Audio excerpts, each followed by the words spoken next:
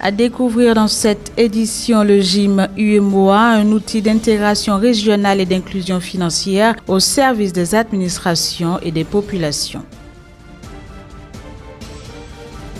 Mauvaise nouvelle pour la Tunisie, la note du pays a été revue à la baisse par Fitch en raison du recul du tourisme.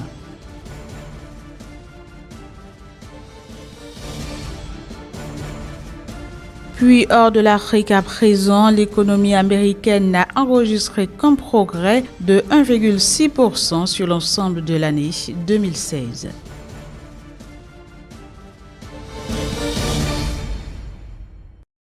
Le groupement interbancaire monétique de l'Union économique et monétaire ouest-africaine GIM UEMOA est né de la volonté des chefs d'État et du Conseil des ministres de l'UEMOA. Son ambition est de moderniser les systèmes et moyens de paiement dans l'espace UEMOA afin d'améliorer l'accès des populations aux services financiers et d'accroître le taux de bancarisation, ce qui lui vaut le titre d'outil d'intégration régionale et d'inclusion financière au service des administrations publiques privées et des populations. Grâce au GIM, les populations du Bénin et ou de la zone UEMOA peuvent utiliser leur carte bancaire dans tous les distributeurs de billets de la zone, sans chercher sa banque, mais également au niveau des terminaux qui sont installés chez les commerçants. Le GIM aujourd'hui compte plus de 120 institutions, dont une centaine sont interconnectées à la plateforme. L'avantage, c'est que les clients peuvent faire leurs transactions, quel que soit le lieu où ils se trouvent. On est véritablement au cœur de la finance inclusive.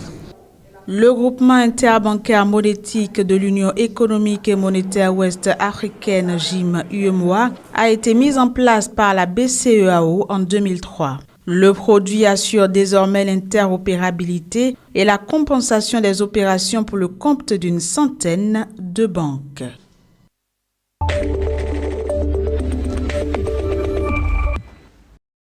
La Société africaine de pétrole et d'hydrocarbures raffinés, dont le capital est majoritairement détenu par des privés ivoiriens, vient d'inaugurer à Abidjan son centre amplisseur ultra moderne, la toute première unité opérationnelle de la nouvelle zone industrielle de PK24. Il faut être doté d'un esprit avant-gardiste pour pouvoir se projeter dans l'avenir et transformer un projet innovant en réalité. Ce plaisir est d'autant plus grand qu'il est important d'indiquer que Saphir est la première entreprise ouest-africaine à introduire la toute première bouteille de gaz composite à l'échelle industrielle en Côte d'Ivoire. Ce nouveau centre amplisseur dispose d'une capacité de 2500 bouteilles de gaz par jour. Démarré en mars 2016, les travaux de construction de l'usine Saphir ont coûté plus de 1 milliard de francs CFA. Je voudrais rappeler que plusieurs réformes structurelles et sectorielles ont été engagées pour justement favoriser les investissements privés qui devront impacter significativement le volume et la qualité de l'activité industrielle. De 22 000 tonnes en 1992, la consommation du gaz butane en Côte d'Ivoire est passée à 205 000 tonnes en 2015. Et pourrait atteindre 250 000 tonnes en 2016.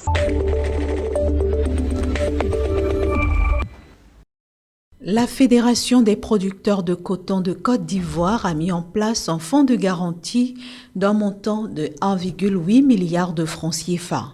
Ce fonds, qui a été constitué grâce au versement des 4,5 francs CFA par kilogramme de complément de prix de la campagne 2014-2015 par les égreneurs, est destiné aux sociétés coopératives détentrices de projets bancables, lesquelles sociétés pourront désormais se faire financer aisément par les institutions bancaires.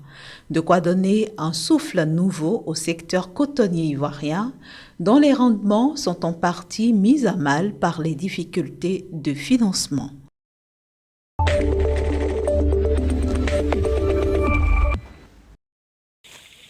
Le Sénégal a réussi à mobiliser la somme de 79 milliards de francs CFA, soit environ 129 millions de dollars pour la mise en œuvre de programmes d'équipement et de mécanisation agricole. Avec ce montant, le pays entend ainsi parvenir à moderniser son agriculture.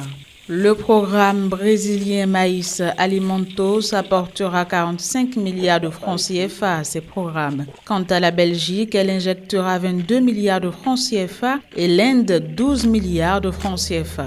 Plus de 800 tracteurs équipés sont attendus du programme de coopération brésilienne Maïs Alimentos et 520 tracteurs équipés sur la ligne de crédit Exim Bank of India dans le courant de l'année 2017. Ces programmes d'équipement motorisé seront accompagnés d'un important programme d'équipement des exploitations familiales évalué à 5 milliards de francs CFA par an et destiné au petit matériel agricole. Le Sénégal avait déjà bénéficié en 2014 de 62,95 millions de dollars de l'Exim Bank, une ligne de crédit devant permettre au pays d'importer du matériel agricole.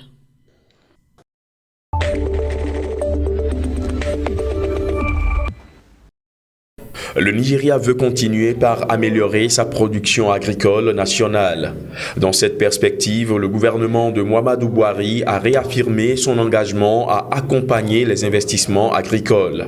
L'exécutif va continuer à appuyer le secteur agricole en 2017 en dépit des difficultés auxquelles est confrontée l'économie du pays. Les investissements agricoles seront donc encouragés par le gouvernement fédéral qui mettra un accent particulier sur la production végétale. Pour atteindre ces objectifs, le gouvernement a récemment procédé à une étude qui vise à déterminer le niveau de fertilité des différents sols du pays. Les résultats de cette étude devraient permettre aux autorités de déterminer les types d'engrais adaptés à chacun de ces sols sur l'étendue du territoire nigérian. Une politique agricole qui pourrait non seulement favoriser une production optimale, mais aussi permettre de diversifier les filières agricoles. Avec ses comptes au plus bas et ses devises étrangères envolées avec la chute du prix du pétrole, le Nigeria cherche à se sortir de la récession en favorisant l'agriculture.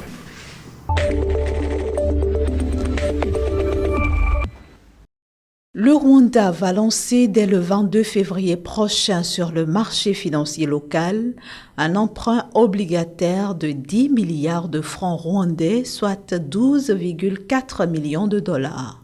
Conduite par la Banque centrale rwandaise, cette opération est d'une maturité de 5 ans. Son taux d'intérêt sera défini en fonction de l'offre et de la demande des investisseurs au terme de la collecte des souscriptions dont le montant minimum est de 100 000 francs rwandais. L'emprunt est ouvert aux investisseurs de toutes les nationalités. Les ressortissants de la communauté des États d'Afrique de l'Est seront cependant astreints au paiement d'une taxe de 5% sur le taux d'intérêt, tandis que ceux résidant en dehors de cette sous-région devront s'acquitter d'une taxe de 15%.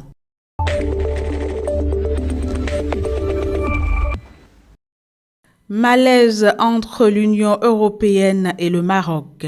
Le Royaume a adressé lundi une sévère mise en garde à l'Union européenne, l'appelant à mettre pleinement en œuvre l'accord agricole qui les lie, sous peine d'en subir les conséquences. Il s'agit d'un accord de libre-échange réciproque signé en 2012. Portant sur des produits agricoles et piscicoles, il avait été invalidé en décembre 2015 par le tribunal de l'Union européenne suite à un recours du Front Polisario contestant l'inclusion du Sahara occidental dans le traité. Un recours finalement rejeté fin 2016 par la Cour de justice européenne. Depuis lors, des associations pro-Polisario ont contesté des opérations commerciales entre le Maroc et des pays européens concernant des produits provenant du Sahara. Le Polisario tente également de remettre en question la coopération Maroc-UE sur les énergies renouvelables.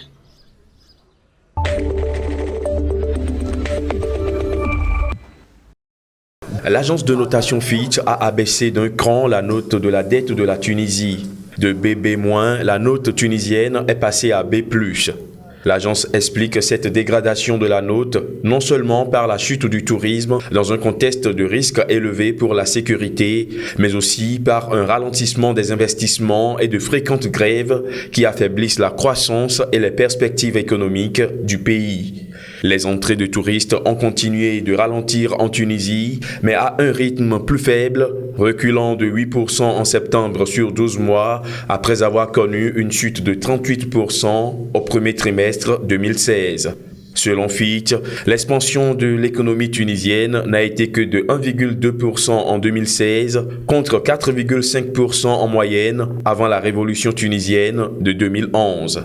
La perspective de cette note tunisienne reste néanmoins stable selon l'agence de notation qui s'appuie sur des éléments positifs comme les progrès de réforme notamment bancaires et sur l'engagement d'un programme de soutien sur 4 ans souscrit par le Fonds monétaire international.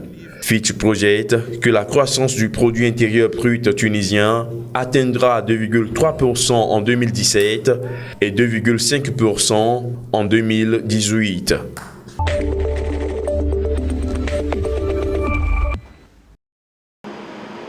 L'économie américaine n'a enregistré qu'un progrès de 1,6% au cours de l'année 2016. La croissance économique des États-Unis a nettement décéléré au 4e trimestre de l'année écoulée. D'octobre à décembre, le produit intérieur brut PIB américain a cru de 1,9% en rythme annualisé et en données corrigées des variations saisonnières. Une note décevante pour les analystes qui s'attendaient à une expansion de 2,2% après celle de 3,5% enregistrée au 3e trimestre. Au cours de 2016, la première économie mondiale n'a progressé que de 1,6% après une hausse de 2,6% en 2015. Un faible rythme d'expansion égal à celui de 2011 et qui correspond au plus médiocre connu depuis 2009, année où l'économie américaine avait connu une récession de moins 2,8%. La décélération de la croissance au 4e trimestre a reflété une chute des exportations évaluée à moins 4,3% au plus bas depuis début 2015, associée à une accélération des importations estimée à plus 8,3% qui pèse sur le produit intérieur brut.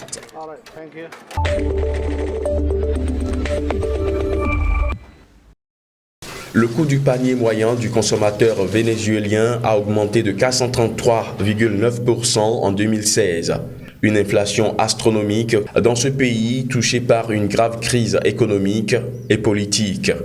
Ces chiffres proviennent d'une étude publiée samedi par la structure privée Sendas FVN et qui couvre la période qui va de décembre 2015 à décembre 2016. Le coût du panier moyen est estimé en décembre 2016 à 743 596,88 bolivars, soit environ 1096 $. Or, le salaire minimum au Venezuela est de 40 638 bolivars. Au Venezuela, on note une forte augmentation du prix des articles de base, notamment les aliments, les vêtements et l'hygiène personnelle.